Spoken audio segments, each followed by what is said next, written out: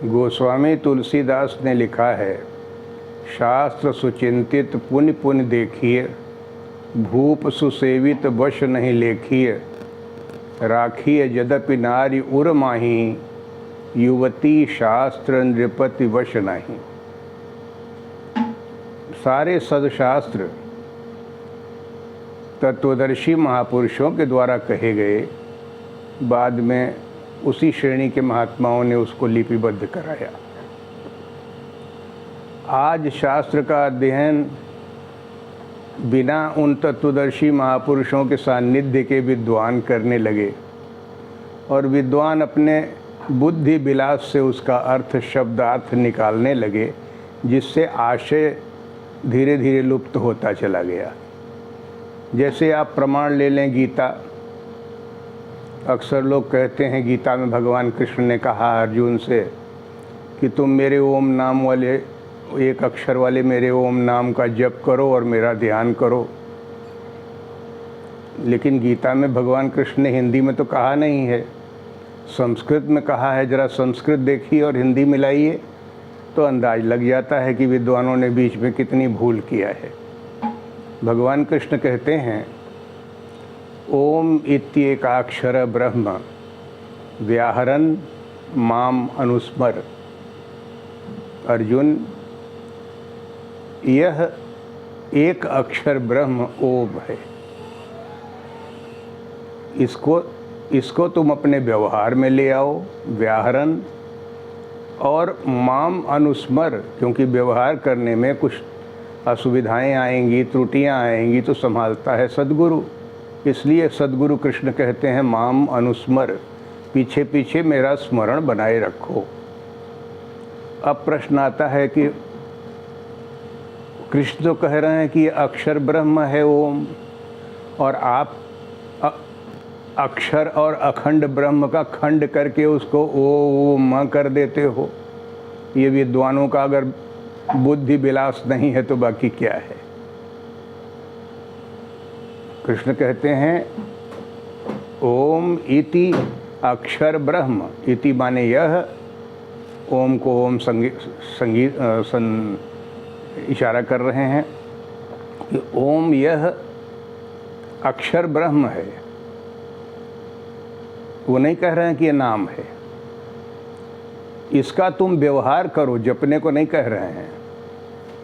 व्याहरण, और पीछे उस व्याहरण के साथ जरूरी होगा मेरा स्मरण, क्योंकि जब फिसलोगे तो संभालना हम ही को पड़ेगा। अब आप देखिए कि जिसको वो ब्रह्म कह रहे हैं वो ओम है क्या, वो ब्रह्म है क्या। तो पीछे जाइए गीता में तो देखेंगे ब्रह्म की व्याख्या किया उन्होंने कि निर्दोषो ही समम ब्रह्म तस्माद् ब्रह्मणि ते स्थिता। अर्जुन, मन की निर्दोष और सम स्थिति का नाम ही ब्रह्म है। निर्दोषो ही माने निश्चय ही, निश्चय ही, दूसरा मत नहीं है कि दूसरा अर्थ निकालो तुम। निश्चय ही निर्दोष और सम स्थिति का नाम ब्रह्म है। ऐसी स्थिति में जो साधक अपने मन को पहुंचा देता है वो ब्रह्म में स्थित महापुरुष बन जाता है। महापुरुष क्यों कहा जाता है कि जब ब्रह्म में स्थित हुआ तो ब्रह्म सम और निर्दोष स्थिति का नाम है। निर्दोष हुआ तो तमाम तुच्छताएं समाप्त हो गईं, कामादि विकार मन से समाप्त हो गए। सम हुआ तो संसार की सारी विषमताएं, ऊंच नीच, बड़ा छोटा, धनी गरीब, गोरा काला, नाटा लंबा, सब समाप्त हो गया मन से। मन शांत हुआ है तब ब्रह्म की स्थिति में पहुंच पाया। तो जब सारी तुच्छताएं समाप्त हो गई पुरुष की तो लाजमी वो महानता को प्राप्त होगा। तुच्छता थी तो महानता नहीं थी, तुच्छता त्याग दी गई तो महानता हो गई। इसलिए उस पुरुष को महान पुरुष, महापुरुष कहा जाने लगा। तो ओम इति अक्षर ब्रह्म, वो ब्रह्म है। ब्रह्म की परिभाषा करते हैं कि ब्रह्म निर्दोष और सम स्थिति का नाम है। इस स्थिति में जो साधक अपने मन को ले जाकर खड़ा कर लेता है तस्माद ब्रह्मणि ते स्थिता, वो ब्रह्म में स्थित महापुरुष हो कहे जाते हैं। तो ब्रह्म एक स्थिति है और ओम ब्रह्म है, इसलिए ओम एक स्थिति है जो क्रमशः नाम जपते जपते पाया जाता है। अब नाम भी खोजने की ज़रूरत नहीं। तुलसी, रैदास, कबीर, तमाम उस युग के जितने महापुरुष हुए, सबने एक मुख से नाम के जगह पर राम नाम जपने का विधान बताया, आग्रह किया। पिछले सत्संग में मैंने बताया भी था कि भगवान राम से त्रेता में नारद ने भी वरदान मांगा था कि राम आपका नाम सब नामों से ऊपर हो। तो नाम के स्थान पर तो कलयुग में राम की प्रतिष्ठा हुई, और इस राम को राम राम श्वास के साथ जपते जपते पायरी की तरह, सीढ़ी की तरह चढ़ते चढ़ते चढ़ते वो साधक उस स्थिति में पहुंच जाता है जिसका नाम ओम है, ब्रह्म है, जो अक्षर है, जो कभी न घटता है न बढ़ता है। अर्थात वहाँ कोई विषमता नहीं है, कोई दोष नहीं है, शांत सम और निर्दोष अवस्था जिसका नाम ब्रह्म है, उसी को निर्वाण कहा जाता है, मोक्ष कहा जाता है, परम पद कहा जाता है, परब्रह्म परमेश्वर सब कहा जाता है। वह वास्तव में आपके आत्मा का शुद्ध स्वरूप है।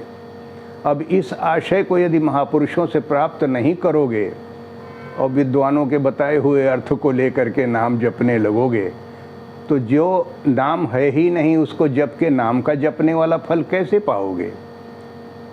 गोस्वामी जी ने निर्णय दिया, इसीलिए कलयुग सम नहीं आन युग, जो नर कर विश्वास, गाय राम पद राम गुण गण विमल,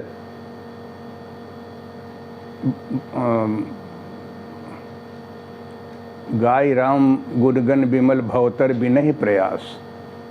इस भव सिंधु को बिना प्रयास ही कलिकाल में लोग प्राप्त कर सकते हैं, केवल राम नाम और राम के गुणगान को करके।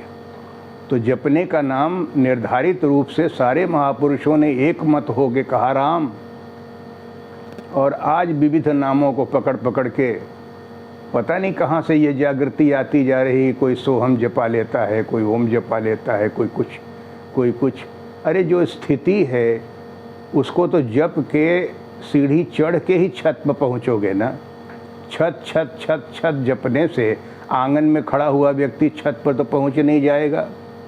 उसको ज़रूरी है कि वो सीढ़ी 1 2 3 4 करके चढ़ता हुआ छत पर अपने आप पहुंच जाएगा। इसलिए निर्णय यही है, सत निर्णय यही है कि कलिकाल में राम नाम जो सब ने रिकमेंड किया वही सारे साधकों को जपना चाहिए, जिससे शीघ्र और सम्यक लाभ प्राप्त हो सके। इस युग का लाभ सबको प्राप्त हो सके राम नाम के जप से। राम कोई संप्रदाय का नाम नहीं है, सारे संप्रदाय के लोग राम नाम जप कर मुक्ति प्राप्त कर सकते हैं, चाहे वो आज किसी भी धर्म के अनुयायी हों। इसलिए नारद ने मांगा वरदान कि राम सकल नामंते अधिका, हो नाथ अग खगन बधिका। और यहाँ तक प्रार्थना किया कि राकार जनी भगति तव, राम नाम सोई सोम, अपर नाम उद्गण विमल, बसहु भगत उर्व्योम। हे प्रभु, भक्त के हृदय में आपका यह राम नाम उस प्रकार वास करे जैसे पूर्णमासी की रात्रि में पूर्ण चंद्र वास करता है। आपकी भक्ति भक्त के हृदय में पूर्णमासी की रात्रि हो, उसमें पूर्ण चंद्र राम नाम हो, और आपके और भी नाम अगल बगल रहें। और नामों का लोप नहीं चाह रहे हैं नारद, कह रहे हैं और भी नाम हों। अपर नाम उद्गण विमल, वो विमल शुद्ध टिमटिमाते हुए प्रकाश करने वाले खद्योत के समान हों, जुगनू के समान हों।